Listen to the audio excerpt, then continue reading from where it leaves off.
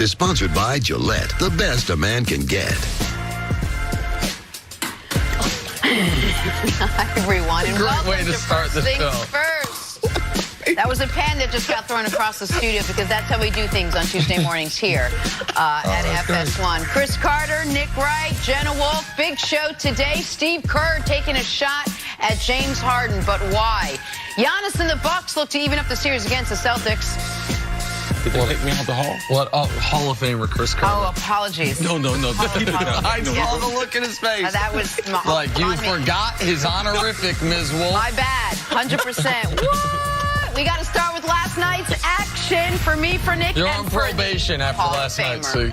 Sixers looking even up their series with the Raptors, and it was the Jimmy Butler show with Joel Embiid playing sick. Butler had 30 points, 11 rebounds in a 94-89 Philadelphia win.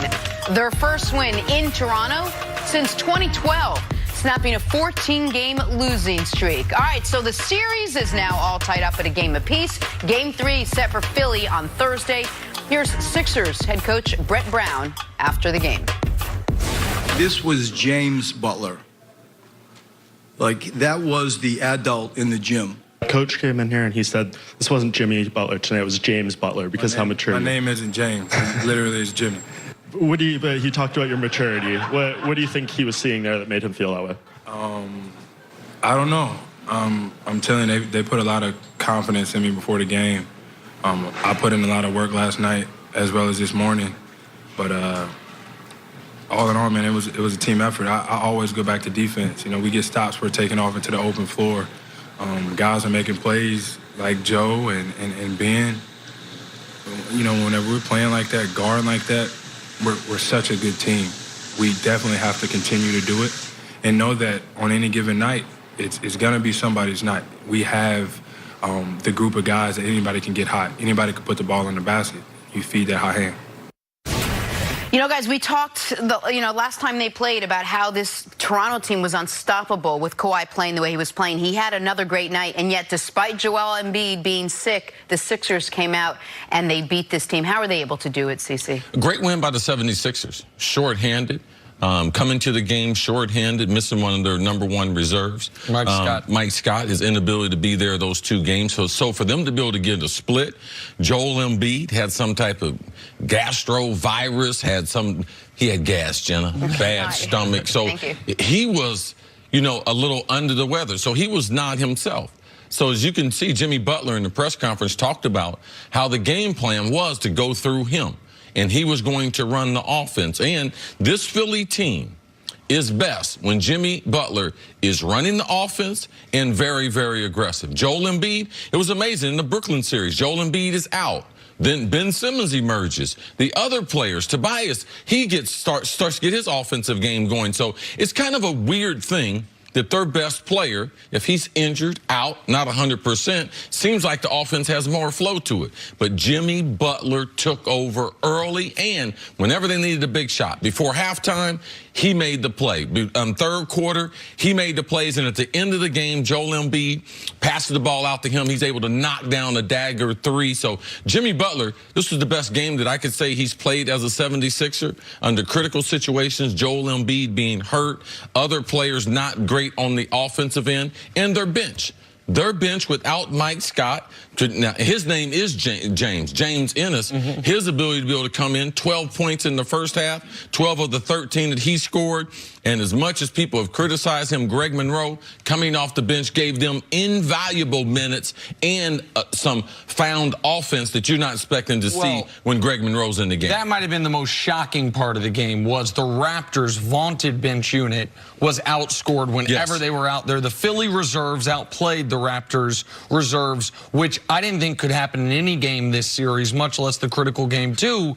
And Philly should be thrilled to get a split. Jimmy Butler was awesome, and their defense in the first half was about as well as you can play this team defensively. Ben Simmons in the first quarter in particular was swallowing up Kawhi Leonard. Pascal Siakam could get nothing going against Joel Embiid at the rim.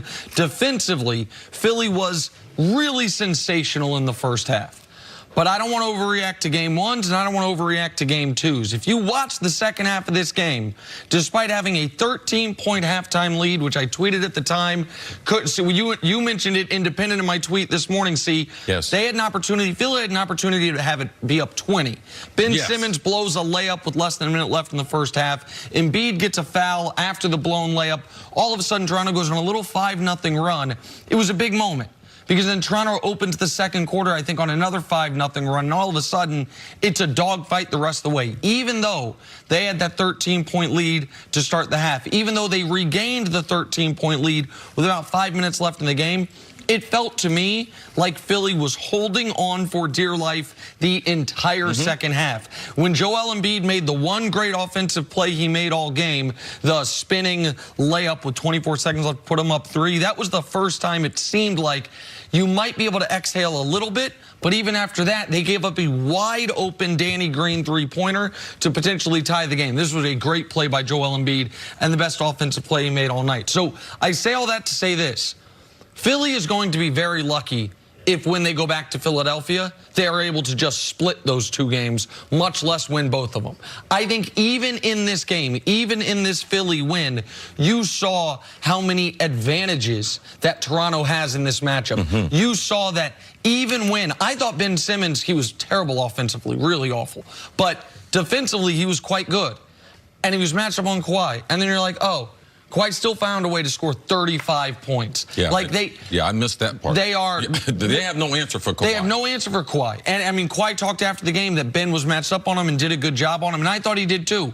And Kawhi still got his 30-plus. So I think Philly's going to need to have a lights-out shooting night and to continue this level of defense in order to have it, when it goes back to Toronto, just be 2-2. Forget 3-1 Philly, because I think even in a loss last night for Toronto, you saw the systemic edges they have in this series. You know, you mentioned Toronto's reserve players and their role players, and that's usually something when we talk about Toronto, what do they have? Well, they have Kawhi. They sometimes get a great game out of Siakam, and then they have that incredible bench, and they have those great role players. They haven't been great the first two games. It's really everything gone through Kawhi and Siakam. Are you worried now when it goes back to Philly? It's harder for them. In the past, role players don't even play that well on the road as they do at home. I'm not concerned, because what they get from their starting five should be enough. Besides Serge Ibaka, he is a key six member of that rotation. I'm surprised that Fred VanVleet hadn't been better. Like, he hadn't been better since he came back from the injury. Only not necessarily the player shooting the ball from deep, but they have the matchups. Danny Green disappeared in this game. He scores 3 points. First game, Kyle Lowry, he disappeared. So their backcourt has been tremendously inconsistent. And Lowry didn't really even show up in this game offensively until the fourth quarter. Lowry made a couple huge threes late, but he was on a 7-quarter slump offensively to start this series. And Marc Gasol, here's the thing. So Marc Gasol, I think in the first game, was 3 of 8. In this game, he was 1 of 6. Nobody in the league defends Joel Embiid better than Marc Gasol. Over the last 2 years, Joel Embiid, on 238 possessions guarded by Gasol, has scored 38 points, is shooting 31% from the field with Gasol guarding him. It's similar, to that Al Horford matchup. Those bigger, those kind of bulkier, smarter, unathletic fives give Embiid real trouble. And that's why you can have Marc Gasol play 35 minutes and only make 1 basket. And the Raptors outscored the Sixers when he was on the court, because he neutralized Embiid, and he neutralized Embiid to a degree in game 1 when Embiid wasn't under the weather. Listen, the Sixers were my preseason finals pick. I would love to, after they steal home court, say, see, this is the team they can be. If you watch that entire game, it's a great win. They played great defensively, and Butler was extraordinary. I don't think the way they won yesterday is sustainable going in this series. They need Embiid to be great, and they need Ben Simmons to be far better on the offensive end. All right, 30 points out of Jimmy Butler as the Sixers even up their series with the Toronto Raptors. Take a break. Coming up, did Steve Kerr troll James Harden ahead of Game 2? That's next on FS1. You can always check us out on the Fox Sports channel on SiriusXM. We'll be right back.